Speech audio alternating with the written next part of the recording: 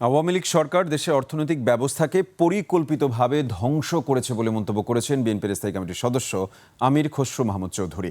সিলেটের জালালাবাদ গ্যাস অডিটোরিয়ামে ব্যবসায়ীদের সঙ্গে মতবিনিময়ে এ কথা বলেন তিনি। এ সময় তিনি বলেন, বিএনপি ক্ষমতা ছাড়ার সময় দেশের প্রবৃদ্ধি ছিল 7.6। বিগত সরকার কখনোই প্রবৃদ্ধি এত বাড়াতে পারেনি, বরং তারা ব্যবসায়ীদের প্রতি বিরূপ আচরণ করেছে। তিনি বলেন, বিএনপি ক্ষমতায় গেলে দেশের ব্যবসায়ীদের সুবিধার কথা চিন্তা করবে। অনুষ্ঠানে বিএনপি নেতাকর্মী সহ ব্যবসায়ীরা উপস্থিত ছিলেন। একনল অ্যাডভান্সড হাইজিন সোপ, এবার জীবাণু ধুলাবালি ঘাম ক্লিন বোল্ড।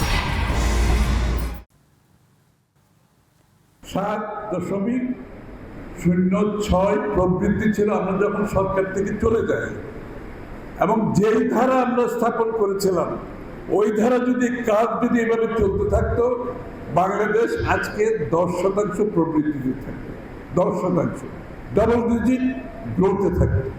কিন্তু সেটা গত 17 বছরে ধ্বংস করে দেওয়া হয়েছে।